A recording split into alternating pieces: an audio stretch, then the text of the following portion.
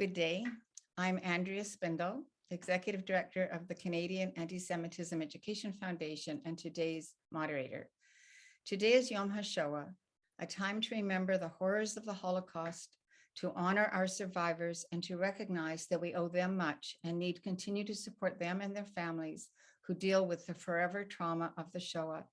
We remember and bring honor to the survivors and the memory of all those murdered by the Nazis and their collaborators by resolving to combat all forms of anti-Semitism, to educate our children about Jewish history, Jewish rights, and the imperative of Zionism that it forms part of our identity. I have the special honor of introducing you to Joe Mandel, a 98-year-old Holocaust survivor in Toronto who took some time to record a message for us today. I ask that you listen carefully and then stand for a minute of silence, after which I will introduce our program.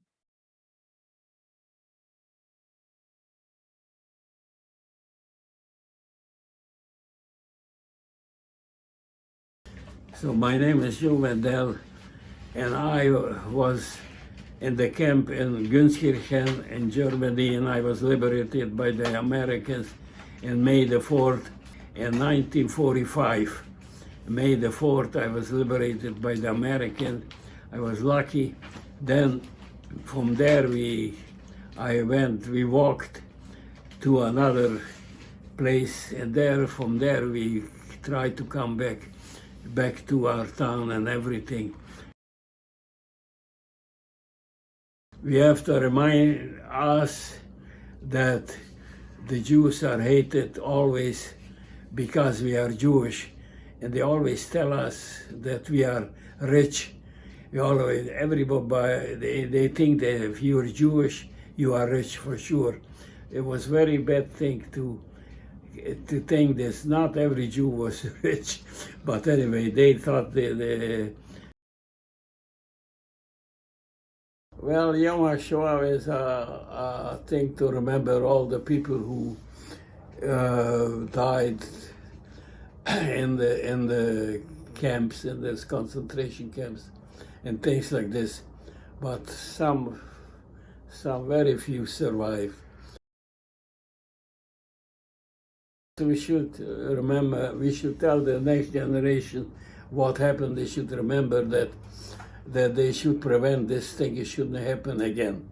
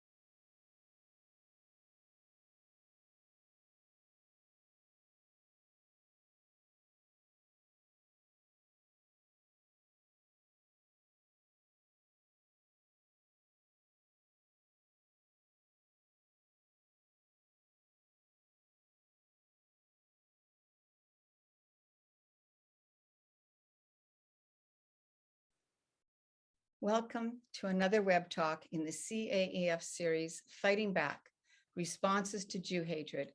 Today, I will be introducing Ilan Sinelnikov. Today's presenting sponsor is Martin Storm. Thank you, Martin. Thanks to our co-sponsors, which I'm pleased to name: Students Supporting Israel, the International Christian Embassy, Jerusalem, Facts and Logic About the Middle East, Eye on Anti-Semitism, a new UK sponsor, the Atlanta Israel Coalition, Jewish Resistance, the North Carolina Coalition for Israel, End Jew Hatred Canada, the Lawfare Project, the Mattathias Project, Israel Committee of Sonoma County, the Zionist Organization of America, the Canadian Institute for Jewish Research, Adath Israel Congregation, the Israel Activist Calendar, the Lodger Synagogue, the Rhode Island Coalition for Israel, Cherut Canada, Liberate Art, Inc., and the Afghanistan-Israel Friendship Association, which is now headquartered in the UAE. Our many sponsors are indicative of the increasing collaboration among Jewish and non-Jewish Zionist organizations. We welcome this support and encourage others to reach out. We also ask that you consider making a donation to CAEF so that we can continue to produce webinars, bulletins, materials for social action, and informed advocacy. You can donate online at www.caef.ca.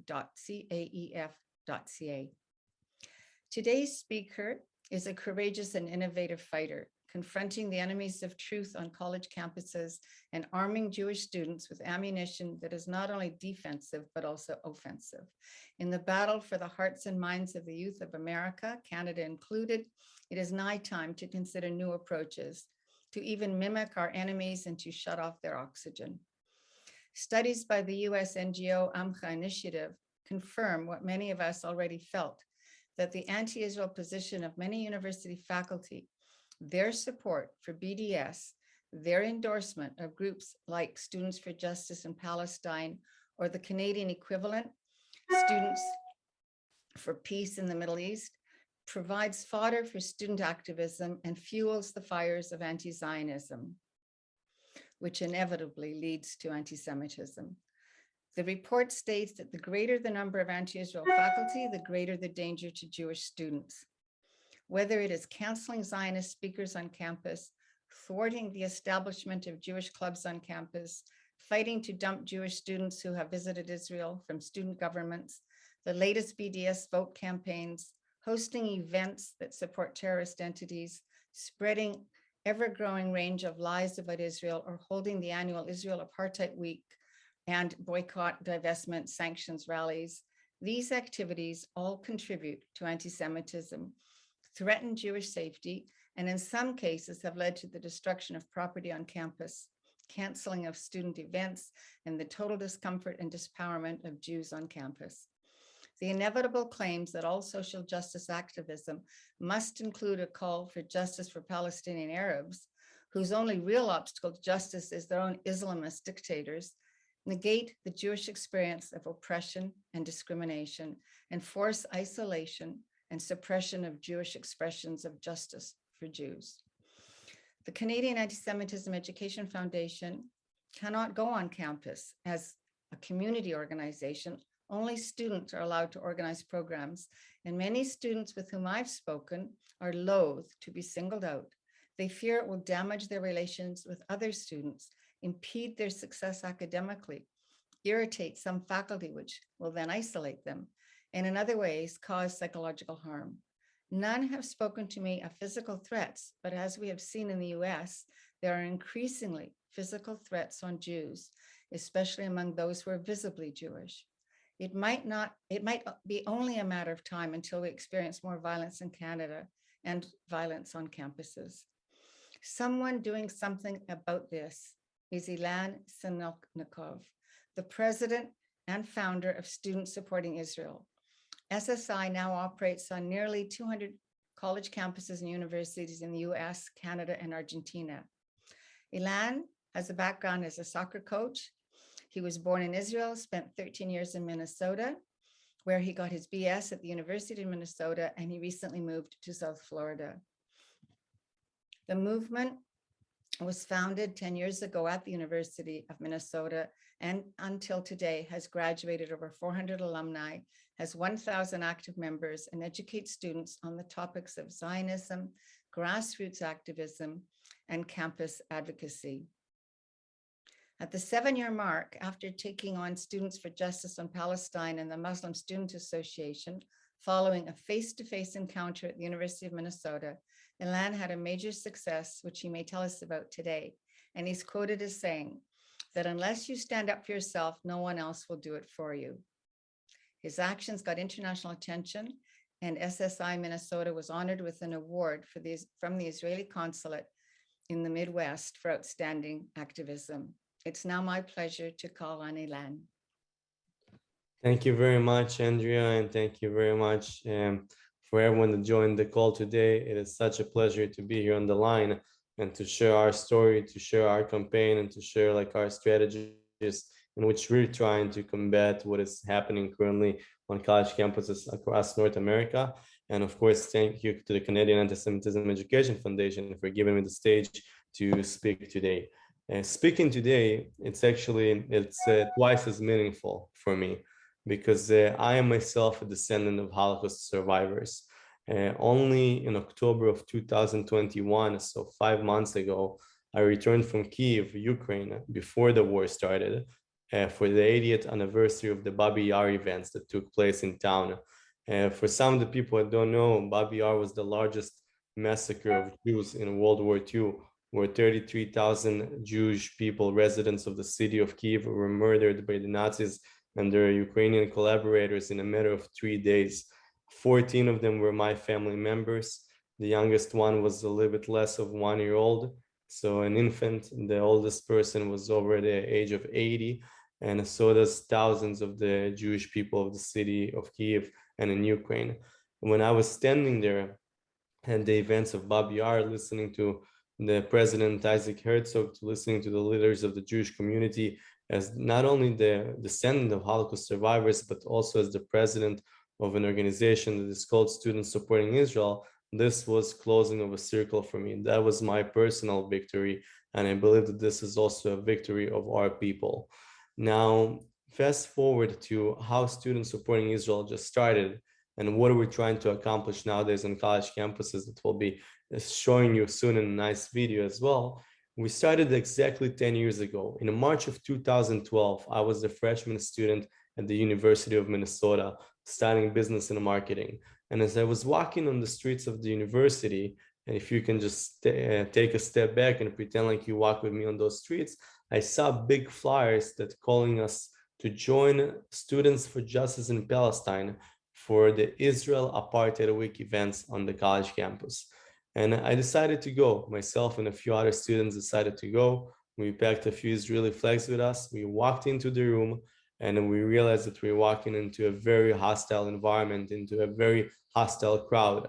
When we sat down, what we heard that day, it's things that I still remember until today. It was borderline anti-Semitic.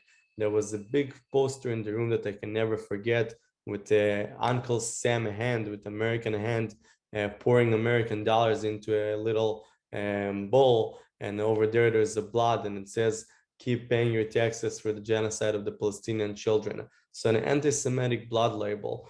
And what we decided to do, what we're thinking is the best way to respond is to register a student club, because the people that ran all the anti-Israel propaganda on our campus, they were all students, and they had a student club, and they could book a room, and they could bring a speaker, and we wanted to do just the same. So we registered Students Supporting Israel at the University of Minnesota with 3 main goals in mind: to be not just a Jewish organization, but to be an organization and a club that welcomes every student on campus, to be a club that is proactive, because unfortunately, too many times the Jewish community wakes up when something bad happens. And let's say a BDS resolution comes to campus, so we say why BDS is bad, but it's too late already, because when someone says that BDS is good and the other person says BDS is bad, all people remember is BDS. And the other thing was to be visible. It is important to us, the pro-Israel students, we're being seen on the campus grounds. It's not enough to just have an Israeli flag hanging in our dorm room. We need to take that flag outside, to table with it, to be at the university student union, at the library, and in the freshman dorms, and the first year student dorms, and in every place where we can show our pride in Israel. As we got going, we started going in Minnesota. In 2014, as was mentioned, we got invited to a student leadership conference in Chicago, where we met other students. SSI started at Indiana University, at DePaul University in Chicago, and in a matter of 8 months, we grew from 1 campus to 25 registered student clubs in the United States, and 1 at Ryerson University in downtown Toronto in Canada. Now, fast forward, I would like to actually play a video from the campaign that we are, of course, going to be discussing today. So, and then we're going to fast forward 10 years down the road, and we'll connect the dots. So if David, if you can please play the video for us to see, that would be great. My name is Ilan Sinelnikov, and I'm the president and founder of Students Supporting Israel. This week, we'll be traveling between college campuses across North America in order to teach students and educate them about apartheid-like policies that are being practiced by the Palestinian Authority and by Hamas. Do you know that $350 million a year goes towards paying the salary of terrorists? I did not know that either. The Palestinian Authority education system, they wipe out Jewish memory. Did you hear that it is not allowed by the Palestinian Authority to sell land to Jewish people? And if they do it, it's punishable by death or a long prison sentence. Nope. Taylor Forrest was a U.S. Army. He was a veteran from the U.S. Army. He went to the West Point, graduate. Yeah. He served a tour of duty in Iraq and Afghanistan. And then upon the completion of his service, he went to Vanderbilt University to study business. And now a part of a 2-week program, he went with students from Vanderbilt University. He went to Israel, where a Palestinian terrorist stabbed him and 10 other people. Oh, wow. Taylor Forrest, as you see the second person there, he died in the ambulance on the way to the hospital. Why am I asking you this? Why was relevant? Because when he was murdered, it comes out to be that the Palestinian Authority pays a salary to those that commit acts of terrorism, and they get rewarded for those acts. There's a school in Bethlehem where it's an all-girls school, and when you first walk in, there's a picture of a Palestinian terrorist who murdered 2 Jews and injured 30 more people.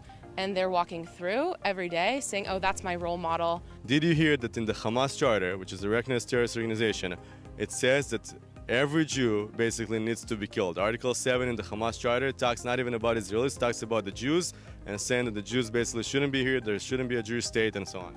I knew about that one, yes. Did you hear about the Palestinian Authority redirecting every year 7% of its budget to pay salaries to terrorists that killed Israelis?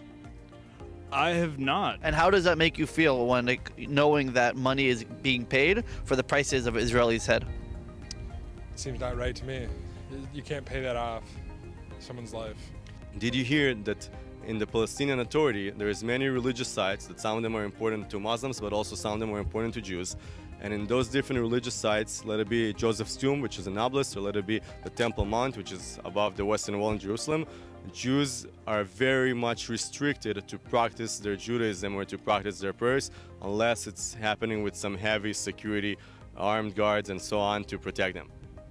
Yeah, I had a pretty good idea about that. And do you know that the U.S. government gives $500 million to the Palestinian Authority a year, and $350 million of that goes towards paying Palestinian salaries for terrorism? That's too bad. It's pretty unfortunate. As Palestinians, we are proud and we will fight.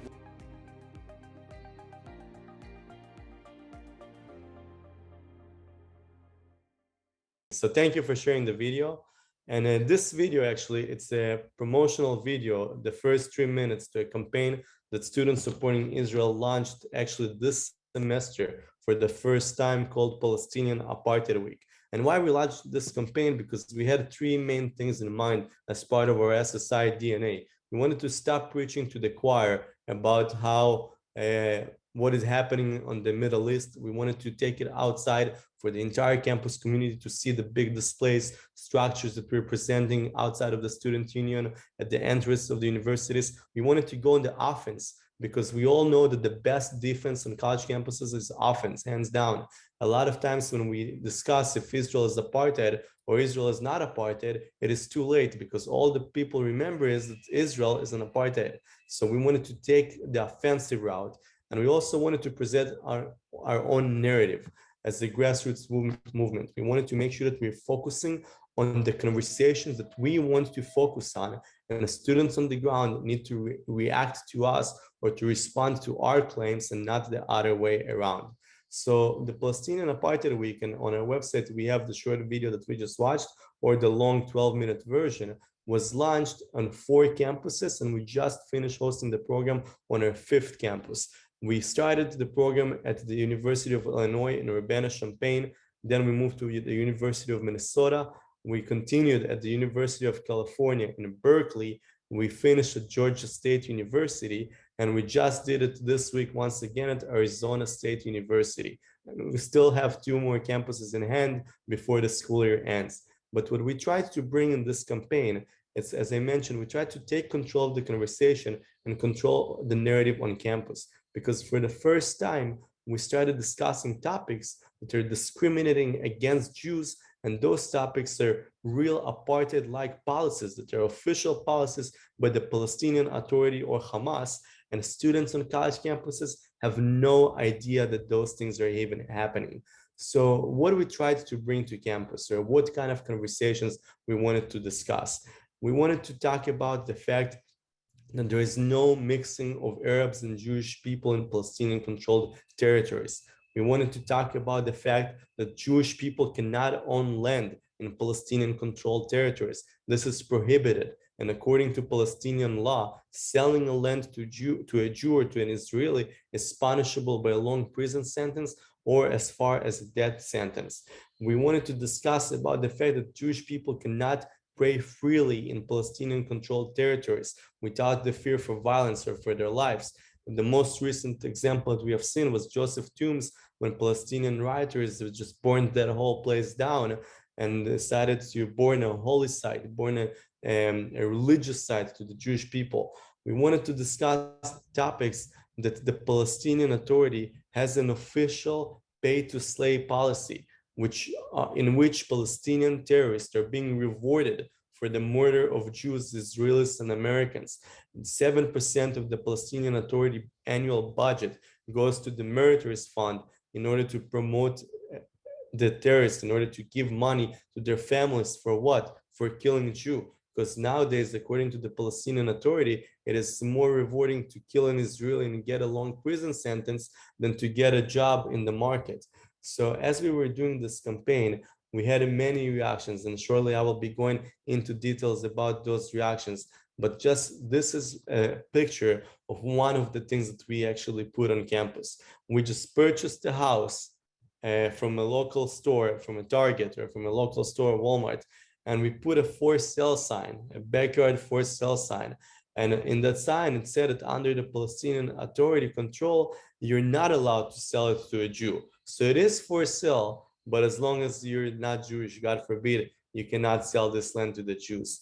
And yesterday at Arizona State University, and when we hosted this campaign as well, we discussed other topics like the salaries that the Palestinian Authority pays to terrorists. And over here in the picture, at the table, you can see the 3 teenage boys that were kidnapped.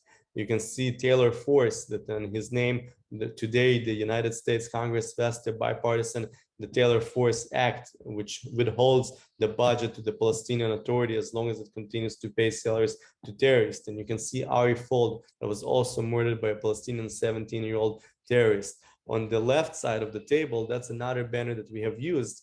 Arizona State University approved $10,000 to Muhammad al-Kurd, one of the most brutal anti-Semitic speakers that are traveling between college campuses nowadays for years, picks up thousands in tuition money from the universities, from Arizona State, from George Washington University, and elsewhere. And he's also one of the biggest advocates for the situation that is happening in the neighborhood Shimon HaTzadik, Sheikh Jarrah, when Israel is trying to actually evict people that have not paid rent for years out of the houses that are legally owned by Jewish organizations and by Jewish people. Of course, if he picks up $10,000 from Arizona State University, most likely he'll still argue that he has no money to pay for rent. But that's some of the things that we wanted to bring to campus and some of the things that we wanted to discuss. And the reactions, there were very interesting reactions. Because over here in this post, you can even see how SJP at Arizona State University quoted us, and they were, of course, arrived at the scene, and they were arguing and screaming and melting down, saying that not only do the Zionists love stealing culture and land, because that's a given, but they also like to steal movements. The lack of creativity shows that these movements and these ideologies don't stand for anything. Real movements are born from real struggles. And this is my question to Students for Justice in Palestine, that what type of real struggles their movements were born from. They were born from the struggles of killing Israelis, of killing Jews, from the struggles of not allowing Israelis to practice their religion freely, let it be on the Temple Mount, on some other holy sites that are under our control. And this is some of the things that we brought to those college campuses. Now, as we were speaking on those college campuses, as we were on the ground physically, it was a very interesting mentality. It was very interesting for me to observe what was taking place. we did not have any Israeli flags in our campaign on our tables because we didn't want the students to think, oh, of course, this is the Israel club that speaks against the Palestinians. We wanted to just bring those facts, present it, and if someone wants to ask a question or follow up with a discussion or conversation, they can come up. A lot of students were kind of stopping by, looking, some were taking photos. And I remember a conversation that I will not forget. There was this girl student and she's taking photos and stopping by, but she doesn't approach us to speak. And I said, I'll approach her. That was at UC Berkeley. And I asked her, what do you think about what you see? And she goes, are you guys the Israel Club on campus? And I told her, yes, we're students supporting Israel. And that girl said, thank you so much for doing it. Finally, I can see such a campaign at UC Berkeley where I feel that I can be the one that is controlling the narrative and the conversation. And she was not the only student to do so. We had so many Jewish students coming up to us and telling us, now I feel empowered. Now I feel like I'm in charge of the conversation. And on the other hand, the anti-Israel students, the Palestinian students, the Arab students, they didn't know how to swallow that pill, because for the first time, we gave them a little taste of their own medicine. You know, when they talk about apartheid, the apartheid lie that they blame it in Israel. So we said, if someone already practices any type of policies that are the closest that you can possibly get to apartheid, it is your governments. And you should be the ones that saying if you're okay with it or you're not. We got into some long conversations with students at Arizona State, and none of those students, while they were so aggressive and so hateful against Israel, not a single student could say that pay to slay or money to terrorists that kill Jews is not okay. They will never say that. No matter how many of them you will speak, they will always find a way to deflect it back to Israel. But Israel does that. Israel does A. Israel does C. But not a single member of Students for Justice in Palestine at Arizona or other places would be able to say that paying and rewarding people that murder Jews is not okay and is not acceptable. You know, so that's some stuff that we run into those college campuses. On top of our tables, so at a lot of the places we had the big tables, but we also had an 8-foot tall structure that was made out of 3 canvases that were hand painted, and we put that big structure on those campuses, and we put the 3 tables, we put the house that we purchased, and you needed to be very focused in your headphones. They're very walking straight in order for you not to see it. The entire university community that was walking by was able to see the activity and the events and the structures and the shape that Students Supporting Israel put up. And it was also very powerful for us, because when I was living UC Berkeley, I felt that for the first time, and I was doing it for 10 years, we're fighting on those trenches of the college campuses. When I was living UC Berkeley, back in the car, when our team packed everything and we left and we all said goodbye to our students, I felt that for the first time, we have the upper hand here. That for the first time, we are in charge of the conversation, and people need to respond to us. And they need to respond to us on the hard topics that not a lot of people are willing to discuss or willing to bring up to campus. When we were discussing those topics on campus, you will be surprised. I would say that 99% of the students never even heard about pay to slay, never even heard about the fact that you're not allowed to sell property to a Jew because it's punishable by crime or by law. So no one even knew about those things. And for the Jewish community, unfortunately, not a lot of people feel necessarily comfortable discussing those topics or discussing those issues, because for some, the idea is that, you know, if we will talk about how Israel is a startup nation and how Israel has a lot of, I don't know, a lot of other resources or Nobel Prize winners, that's how we're supposed to present Israel in a positive light on college campuses, which is also needed. I'm not saying that this is not necessary, but at the same time, when you say that Israel is a startup nation and someone blames you with genocide, with the lie of genocide, or someone says that you're killing Palestinians daily, by being a startup nation, it will not help you to gain the love or to gain the support of the public opinion on college campus or to convince other students to join your cause. If we want to change the conversation on the college campuses, we got to discuss the hard issues, the issues that sometimes might be uncomfortable, but are necessary to be presented. And this is what Students Supporting Israel did. We said, if they have Students for Justice in Palestine on all those campuses across North America, and they work together under one name, under one mission, spreading the same anti-Semitism and the same lies, we will have the same Students Supporting Israel. If they're going to have Israel Apartheid Week, we will have Palestinian Apartheid Week. Because when we get to those college campuses, and it is important for students to understand and also for the community, we must be playing on an equal playing field. Unless we will be playing on an equal playing field, using the same strategies, without lying though, without presenting half-truths or misinformation, but by presenting the hard truth and the hard facts and the reality, this is our only way to take control of those campuses. And at first, it might be uncomfortable. Because at first, when we approached some students and said, let's host Palestinian Apartheid Week on your campus, not everyone volunteered and raised their hand up right away to do it. But the 4 schools that raised their hand, the 4 SSI schools that wanted to do it and brought it up, they started something for us. And next thing you know, Arizona wanted to do it. And next thing you know, next week we'll be in California and 2 more schools doing the same thing. And already for next fall, we have schools on the East Coast and we have schools in different places in the United States and even in Argentina, where students are translating those banners to the Spanish language. We're going to have students talking about those issues, controlling the conversation, and demanding answers from the other side, from the side that for 10 years got so comfortable in lying and spreading anti-Semitism on college campuses that when they saw us and our campaign for the first time, they didn't know what to say. They didn't know what to do. And the best thing they could do is to approach our table and saying, like, how dare you to do such a thing? And one thing that I will not forget, actually, and again, it's interesting that today we're discussing this topic during the Yom HaShoah, Yom HaZikaron HaShoah, is that when we left the University of Illinois in Urbana-Champaign, there was a Palestinian student that approached our table. And she didn't like our displays. She was very much against it. And we started talking and we started discussing. And after 5 minutes, I could really feel that I'm finding some common ground with that student. I could really feel that we're dead close to not necessarily agree on a lot of things, but to have a conversation.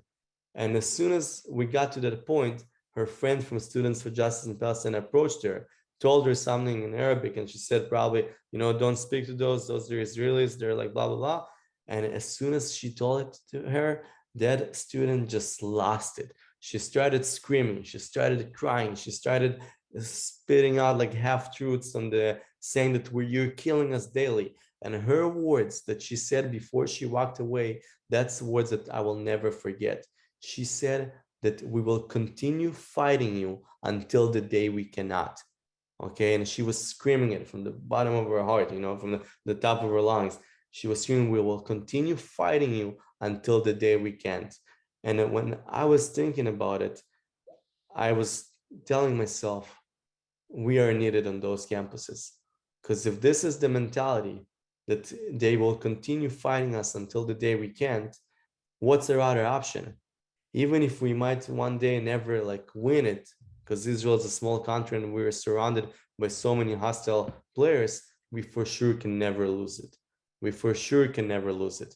And this is the mentality of Students Supporting Israel, going on the offense, fighting on college campuses on an equal playing field, with the same language, with the same tools, but with the truth against the lies, misinformation, and anti-Semitism.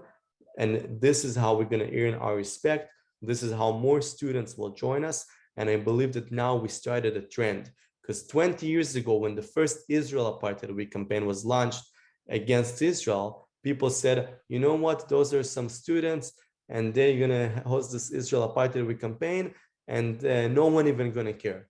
That was the mentality 20 years ago, in 2001 or 2002, during the days of the Second Intifada, where the first Israel Apartheid Week started.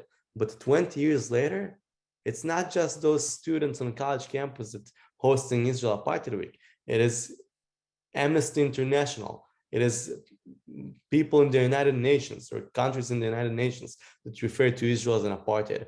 For 20 years, that lie was growing until the point that today, some people think that Israel is an apartheid, and it's already too late to convince them otherwise.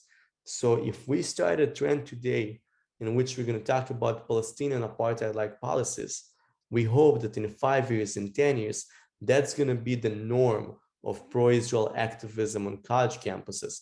And this is going to be the norm in which we're going to be discussing the hard topics, not shying away from it, pointing the finger to where it should be, and demanding answers on our college campuses. Because at the end of the day, we are studying, and our kids, our grandkids, go to schools in North America, in the United States and Canada. This is not Iran yet, but what's happening on college campuses, it's not too far from what is happening in universities in the Middle East, where truth is not being told, where propaganda is controlling the narrative, and where bullies are controlling the daily routine and daily conversation. And that's what we're trying to stop with our campaign, Palestinian Apartheid Week. And we will hope to bring it to many more campuses. We will hope to bring it to schools in Canada as well. And in 5, 6, 7 years, this thing hopefully will be the norm and the gold standard for Israel activism. So thank you very, very much for hearing me out. Thank you for hosting me today. I'll be more than happy to answer any question that might come up. And thank you, Andrea, for calling me a few weeks ago as soon as you saw our newsletter, getting on the phone with me and offering me the stage to speak to your followers and to your supporters. I really appreciate it. Thank you. Thank you. Actually, I have to say this, fantastic. The whole Israel Apartheid Week program, that initiative, as you know, started in Toronto. So it's very true that we need you to run a program like that here, because maybe we can start the change in Canada here too. It went worldwide after the first years here, when everybody said, it's not a big deal. Like you said, a few students, it's free speech. Why should we be concerned? And the elders in the Jewish community, you know, the establishment, the leaders, the organizational machers, they allowed it to happen. It should never have gotten started. And CAEF was interested in 2019 in doing exactly what you're talking about. I want to give a shout out to Dr. Mordechai Kadar, who came and spoke with us in Toronto in 2019 and said, why don't you organize what he called then Arab Apartheid Month, because there's enough to talk about. But you've had the courage to do it. So we have some really great questions from our audience. And I'm going to start with saying, how have you motivated Jewish students? When we have spoken to Jewish organizations here, whether it's Hillel or other organizations, they feel that it would just be fueling a conflict, that Jews don't fight this way, that it will make some people very unhappy. So what are you saying to those who oppose this? You know, I was born in Israel, so I think that the big thing that is part of our mentality in students supporting Israel, that we started it all Israelis. And when we came here to this country, to the United States, North America, and we came to those college campuses, when we wanted to respond to the first Israel Apartheid Week 10 years ago on our campus, the reaction was like, we shouldn't respond because we're going to add more fuel to the fire. We don't want to incite the situation even more. We don't want to make it a bigger case. And to me, it was an unacceptable response. I was, what kind of more fuel to the fire there is to add? There's a 10-foot wall in front of the student union that a blind person will see that wall, and it's full of lies against Israel. And we all sit inside of our buildings or inside of our organizations, and we just kind of teach one another about why Israel should be good or not, or debate Israel. This is not going to solve the problem. You know, this is not, because while the Jewish community puts its names on top of the buildings in those universities, inside those buildings, things are happening that the people that have their name in those buildings, if they would only know what is being discussed inside, they would be, very, very upset. And I'm saying it lightly. So the reactions to when we started SSI, and even when we launched this campaign, it was very hesitant. A lot of people, I got a phone call from another organization saying, please call me before you come to campus. And at the same time, listen, college campuses are places where we can exchange ideas and where students can present their work without being shy of it. And if someone thinks that this is my route, so we'll support them. If a student thinks that I want to do the Palestinian Apartheid Week events on my campus, we'll support them.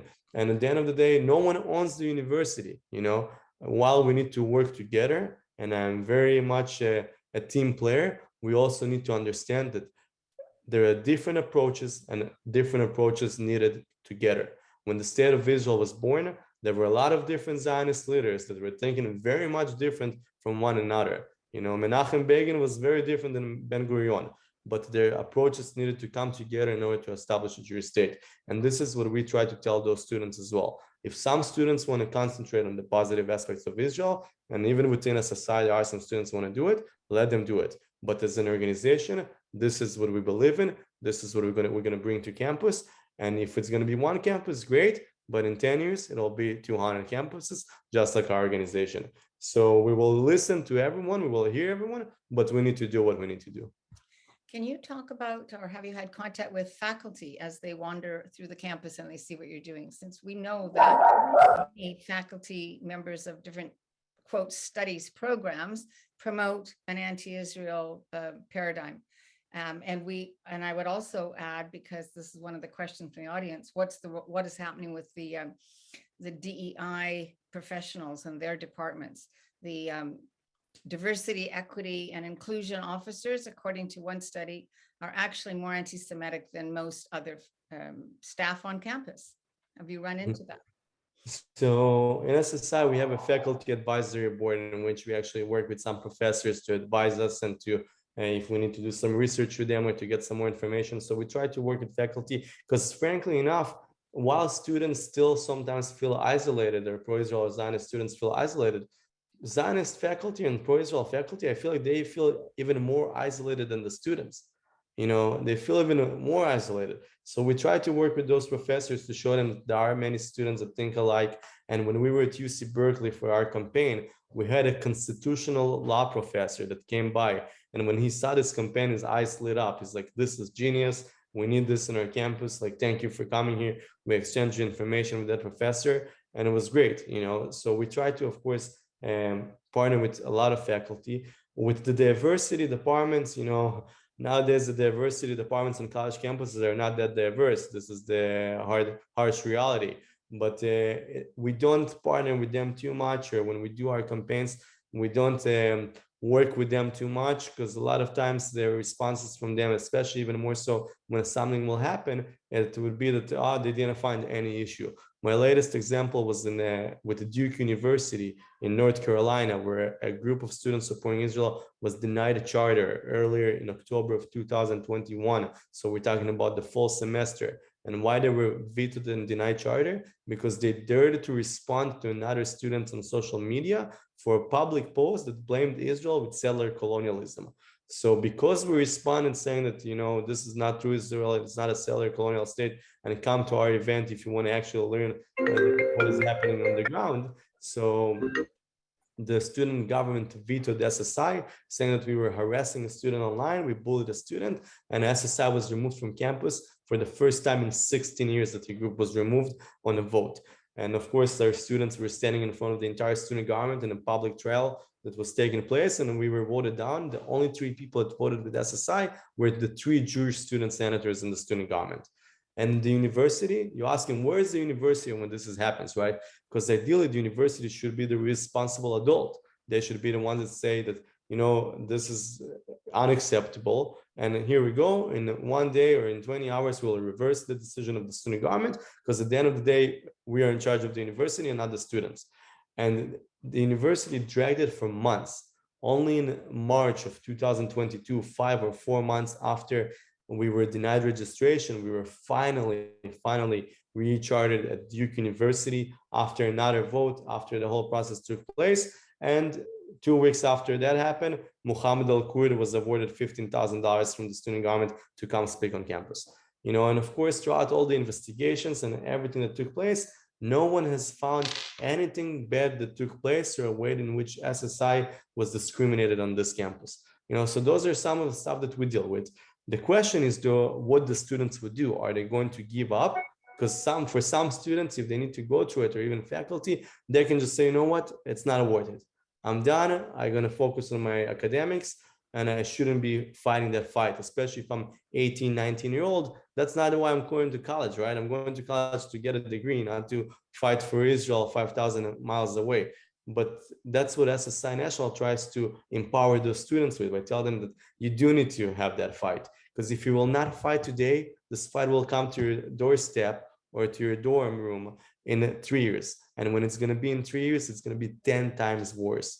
So that's what we tell our students. That's the relations in which we work with different professors or different departments of the university. And as I mentioned, at the end, we need to do what we need to do. Thank you. Just before I go to the next question, I want to give a shout out to two people that are here with us today.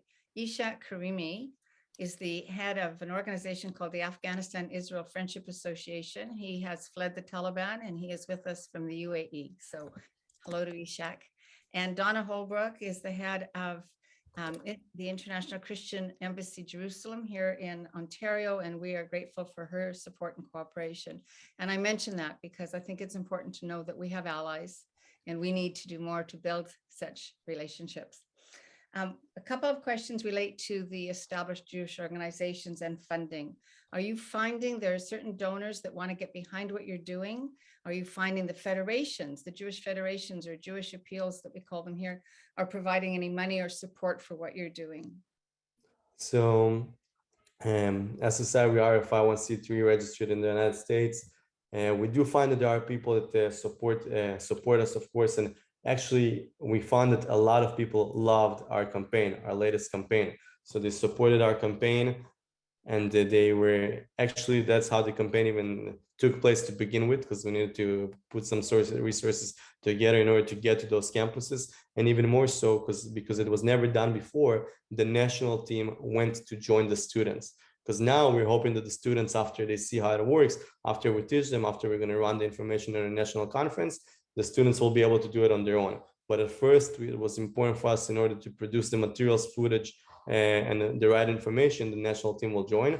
So, of course, if someone wants to support Palestinian Apartheid Week campaigns in the future, it's also available. It is on our website, and you can support more Palestinian Apartheid Week campaigns. Let it be in the schools that you graduated from, or there are other locations that you would be interested. We'll be more than happy to go. It can be all found on our website at ssimovement.org on the page Palestinian Apartheid Week campaign. Now, in regards to different federations or other organizations, we haven't seen anyone vocally says like this is the way to go yet, but we hope that, just like many years ago when SSI was starting, people were saying, oh, SSI will not stay here for much longer, or like they're like too active, or they're like too aggressive, and it's not the norm.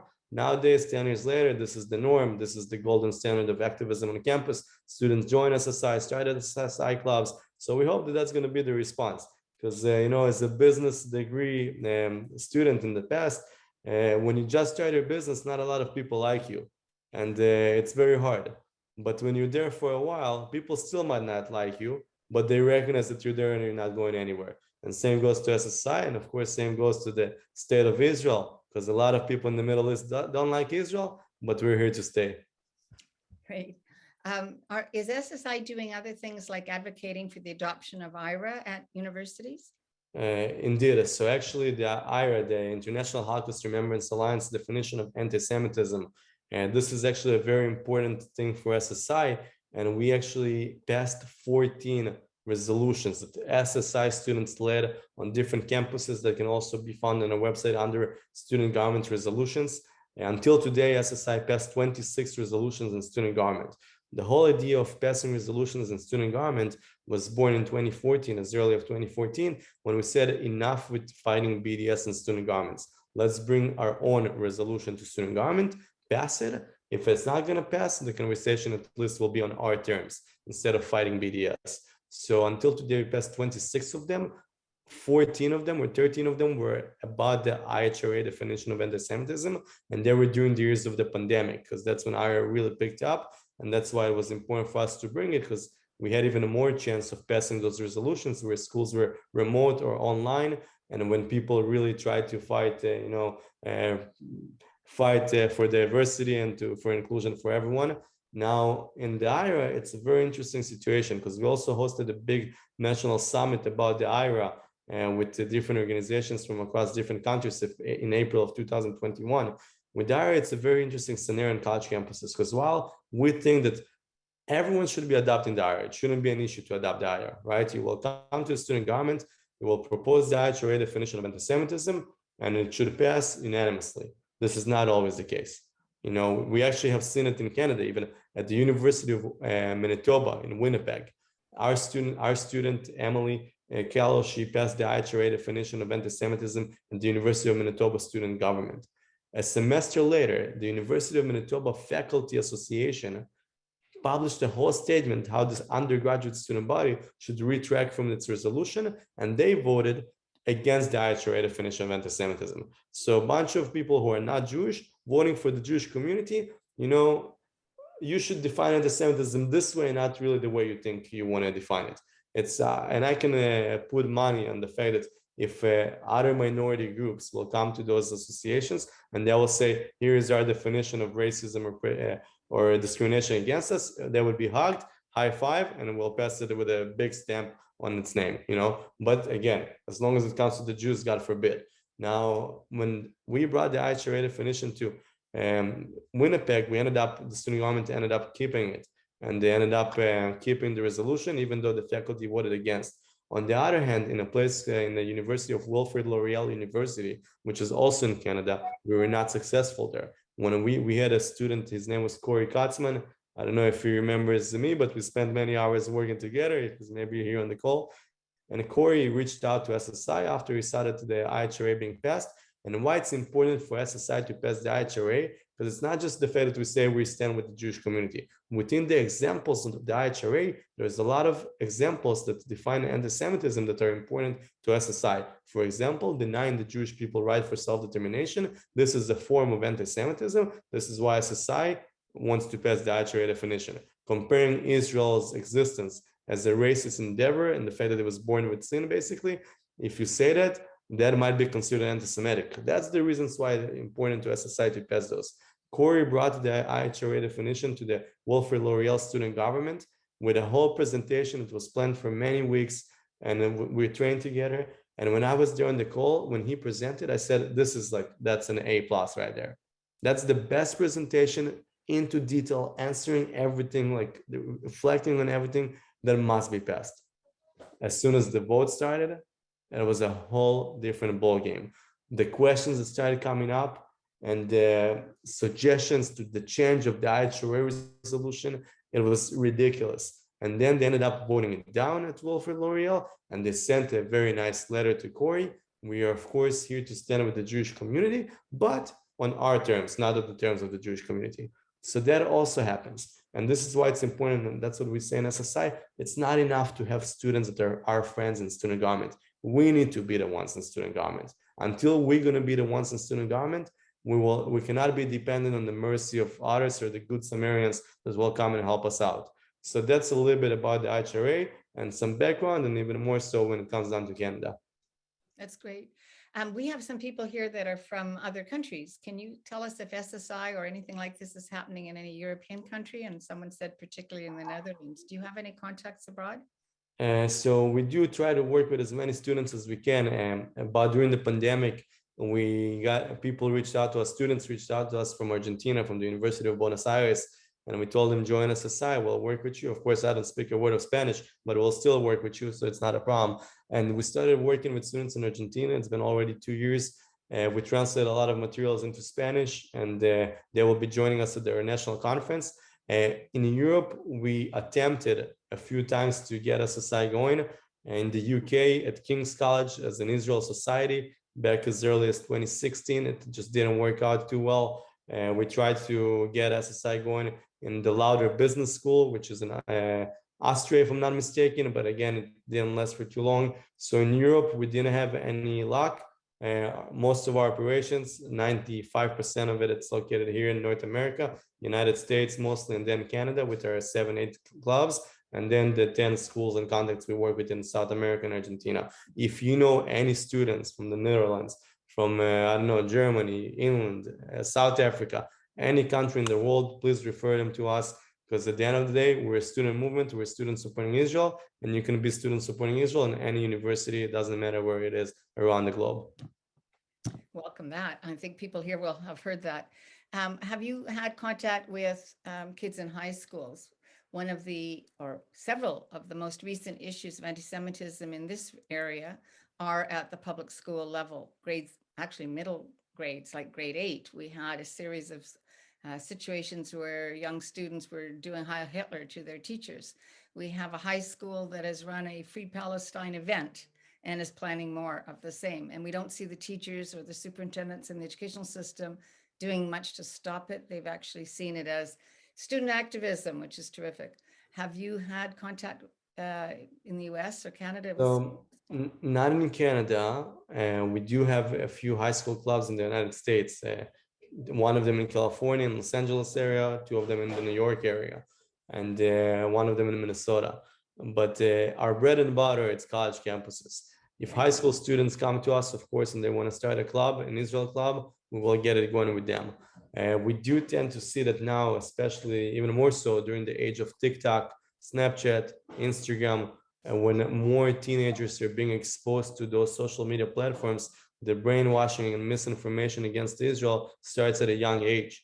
You know, when I came to college, that was frankly the first time I really heard about how bad Israel is. You know, that's when I found out and my world was shaken, even though I went to a high school in the United States. Nowadays, even high school students face those problems. And again, if you know any high schoolers, they're always welcome to join us aside. We'll support them, we'll help them. And we need to start young because no one will be waiting on us. The anti-Israel side is not taking days off. So the Jewish people, we for sure cannot take days off either, unless it's Shabbat. I agree with that one. Can you say a little bit about how you recruit students? You know, initially, or now you're saying if people contact you, you'll respond. But are there situations where you're going in and you're starting from scratch? How do you find people? Yeah, it goes both ways. So, or a friend brings a friend, or people find us, or people refer to us. But at the same time, we try to reach students in the fall, right before the fall semester begin. We send hundreds of messages on social media to students that had an Israeli flag in their profile, or like said whatever school it is, class of 2025. And we try to land on the right students. Sometimes the students will land that are not as friendly, but we try to land on the right students in order to recruit them. And at the end of the day, our strength is within our growth, right? So as the movement grows and our numbers get bigger, so do we become stronger. Now, we try to recruit those students. Sometimes we physically go to those universities, set up a table and start tabling and trying to see which students will turn to us. You know, we have a project called the SSI Van Campaign, in which you just get in a car, drive between campuses. It can be also the videos from those schools can be found on our YouTube channel. We set up tables and then the celebration begins. And a lot of times what some of the messages that we try to bring, it's the Fogel family that was massacred in their sleep by Palestinian terrorists. We have a big banner that says freedom fighters don't slaughter children in their sleep. Or it is a big banner that says anti-Zionism is anti-Semitism. If you deny the Jewish people right for self-determination, you know, so I'm okay with the fact that you have a Jewish friend, but as a collective, you're against the Jewish people. So this is a form of anti-Semitism. So we have those banners, we get in the scars, and in those campuses, sometimes we find those people or those students that approach us, like the idea, and start a club. So it's really, there's so many different variants of how we can start a club or how students can join. And this is just part of what we're doing. And we grew from 1 to over 200 schools in which we operated until today. So something did work. I have to ask one question before we wrap because of the situation here, but I think it's reflective of what's happening in the US and elsewhere. The new campaigns to globalize the Intifada are taking people onto the street screaming epithets about Israel, but also calling now for harm, for killing Jews. And so last Sunday, there was a rally, a pro-Palestinian type rally, and some of the speakers really did cross the line, calling for violence and inciting hatred. We know that's going to happen again on Shabbat, which coincides with this annual Al-Quds Day nonsense. And I believe that's happening in other places. And I think it ends another month later with something called Napka Day, which coincides with Israel's independence. Do your students go off campus? Do you have off-campus events or banners or protest material that would do exactly the same if there was a public rally? Indeed. So in the past, my best example is this past May when the operation took place in Israel, Guardians of the Walls, and 4,000 rockets were launched into Israel. We told our students that if you're SSI, you need to get out there. You need to get on the street and start marching. Let it be by joining a protest, or let it be by joining a demonstration, or let it be by organizing your own demonstration. In Minnesota, SSI, where our headquarters are, SSI was the group that organized the only two demonstrations in the state, one outside of the state capital and one on a bridge on a highway that leads into downtown. So if SSI wouldn't organize it, people wouldn't march, right? And it's important that we can advocate for Israel all day long, but when a push comes to shove and when Israel's at a war or at a conflict and rockets are being fired, if we don't show up, then we have no rights to be as an organization. So we encourage our students to, of course, when bad times happen, we encourage our students to go speak or to go be involved in the JCCs and the local federations and the congregations. If there is a fair or if there is an event, to be there with our materials, with our banner, and just to recruit other students. Because a lot of times, if it is within the community, maybe someone that likes the message might like our work and stay in touch, or maybe someone that has a grandkid or a child that goes to a university and they can refer them to us, and that's their only way to see us. On the college grounds, SSI is very much known. Outside in the community, we still have a lot of work to do in order for people to understand what is happening on college campuses and which organization is driving the bus. I totally agree. And I wish we had you here, and we wish we could clone you. And I'm sure we will bring you to Ontario. And I hope that we can get you to the multiple campuses in this region. I want to thank you. It was very inspiring, Ilan. What you're doing is amazing and it is courageous. And we look to many of the people that have signed on today who've written messages to follow up with you. There are many that I see saying, will you come to my campus? And we will forward to you a copy of the questions and the chat so that you can follow up. And I encourage everyone to actively support this activity. If you wish to see something in the Greater Toronto Area, please send an email to my attention, Andrea, ANDRIA, @CAEF.ca, and we'll see if we can't collaborate further with Ilan and SSI. Everyone, take care. Have a good day. Thanks. Thank you very much. Thank you. Bye for now. Bye.